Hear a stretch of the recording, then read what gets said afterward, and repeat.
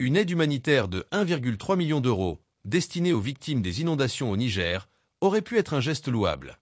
Mais au lieu de cela, elle est devenue le point de départ d'une crise diplomatique majeure entre Niamey et Bruxelles.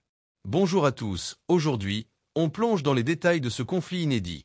Pourquoi le Niger a-t-il demandé le départ de l'ambassadeur de l'Union européenne? Et surtout, quelles seront les conséquences de cette décision?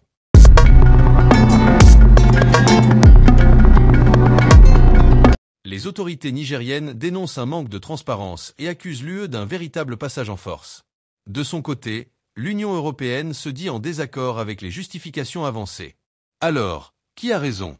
Et que révèle cette affaire sur les relations tendues entre l'Afrique et les puissances occidentales? Restez avec nous pour le découvrir. Pour comprendre cette crise, il faut revenir au début. Le Niger, un pays confronté à des défis humanitaires majeurs, notamment des inondations catastrophiques cette année, n'a officiellement jamais sollicité une aide internationale pour gérer cette situation. Cependant, l'Union européenne a tout de même décidé d'allouer une aide de 1,3 million d'euros pour venir en aide aux victimes des inondations. Ce geste aurait pu être salué, mais les autorités nigériennes ont vivement critiqué la manière dont cette aide a été distribuée. Selon le gouvernement de Niamey, cette assistance a été acheminée par le biais d'organisations non gouvernementales choisies directement par la délégation européenne. Dans une déclaration diffusée à la télévision publique, le ministère nigérien des Affaires étrangères a indiqué qu'il avait appris l'existence de cette aide par les réseaux sociaux.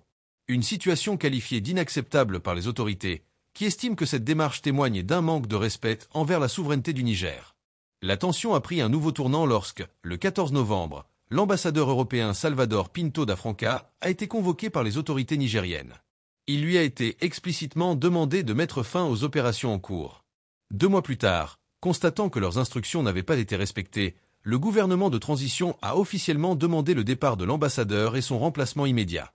La réaction de l'Union européenne ne s'est pas fait attendre. Le samedi 23 novembre, elle a annoncé le rappel de son ambassadeur à Niamey, exprimant son profond désaccord avec les justifications et accusations formulées par le Niger.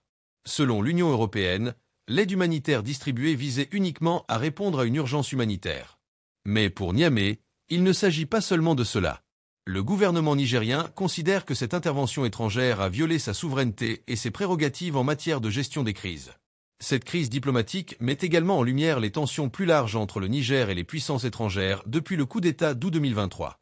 Avec l'arrivée du général Abdourahmane Tiani à la tête du pays, les relations du Niger avec l'Occident se sont considérablement détériorées, notamment avec la France et maintenant l'Union européenne.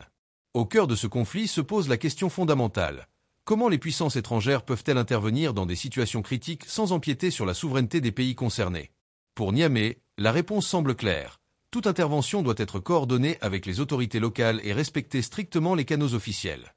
Cette crise risque d'isoler davantage le Niger, déjà en conflit avec la CEDEAO et la France, tout en renforçant un sentiment anti-occidental en Afrique. La suspension des aides européennes pourrait aggraver les conditions humanitaires, mais Niamey privilégie une gestion autonome malgré les risques financiers.